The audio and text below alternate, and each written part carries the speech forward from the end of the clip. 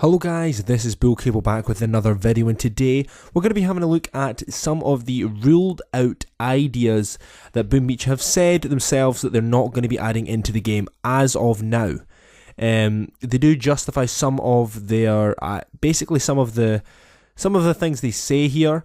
So if you guys were thinking this will ever be added into the game, there's probably a high chance it will not be added into the game, because these are basically pulled from the supercell forums. I'll actually link the post in the description if you guys want to check it out for yourself.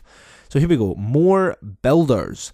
They do explain this later on, and it's basically all to do with the progression in the game. If you have more builders, it speeds up hugely. The game times are designed around one builder. If you guys notice, if you've ever played Clash of Clans, they have like 7 days and stuff like that before you can do an upgrade. Everything is basically under a day and a half, which is really, really good.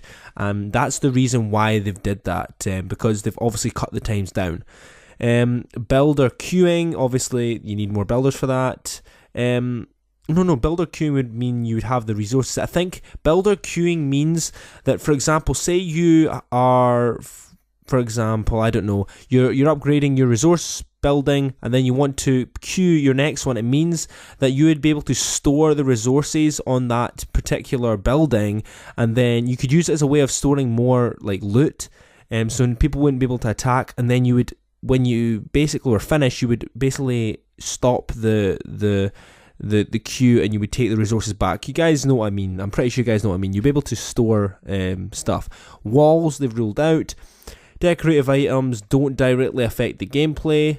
National flags, they want to keep, they explain the national flag. They don't want to make it so there's some sort of, like, I don't want to say this, but conflict between countries and stuff like that. They definitely want to keep it within its own game. They don't want to. There's no particularly countries in Clash Royale in Boom Beach.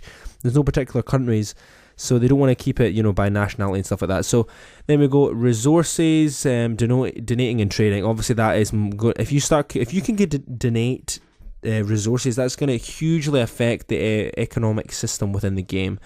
Resource exchanging, building, blah blah blah. Revenge attacks, it means you would just keep. That's not a good idea for the health of the game. Aerial attacks / defensive mechanics for player bases. Clan castles, donation barracks, troop storage, hidden mines. They've ruled out hidden mines, ISO 6 and below, so that's obviously what kind of devices it can go on. Day and night cycle, shields that prevent players from attacking you, more in-depth troop guidance. That's, for example, like multiple flares, like one flare you place and then you have to place another one to redirect them. This one you can almost pinpoint exactly where they want to go, and I think they said this would make it way too easy, so that's why they did that. Victory point gain for a successful defense.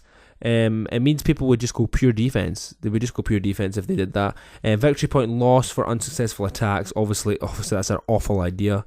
Diamond drill / collector / extractor.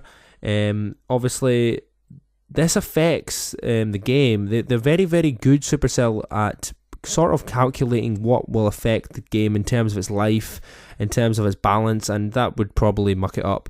Non-VP / XP level matchmaking.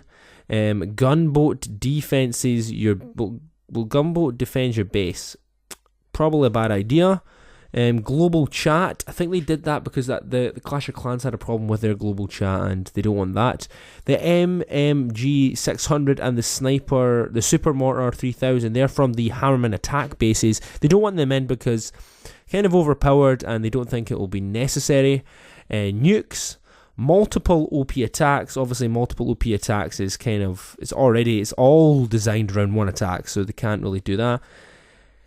Simultaneous OP attacks. That means you can attack both at once. I think that would be very unbalanced, I think. And probably be very easy. It makes some bases very easy.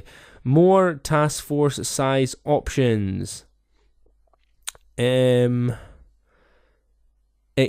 example, 15 and 40. I mean, that means they have to, I mean, there's a lot of balancing. It's fine the way it is. I agree with them not putting that in. Swap deployed statues into storage using statue storage building and vice versa. This is not in the game because people would, for example, put all their attack statues on when they're online and then just shove all of their defense statues on when they're offline, and it would just be so unbalanced. It's unbelievable. So that is pretty much it for all the things they've said not. I bet you guys were thinking, oh my goodness, stop this list please, because they don't, obviously there's some ideas you guys might want. They do explain in the actual post why they don't do hidden mines. For example, I'm going to explain why they don't do hidden mines. This was considered during development, but decided against because the ability to scout/attack and then retreat, basically they're saying is people would attack a base and find all the hidden mines and then just go back and do it again. So it's not like Clash of Clans where you only have one attack. This needs to be basically have a look for yourself. That is pretty much it for the video, guys. I hope you guys really enjoyed it. I know it's only about 6 minutes long, but that is me explaining everything that's not coming to the game. I will do another one explaining things that could possibly come to the game. So hope you guys really enjoyed. Please subscribe for more Boom Beach videos, and I'll see you guys next time. Goodbye.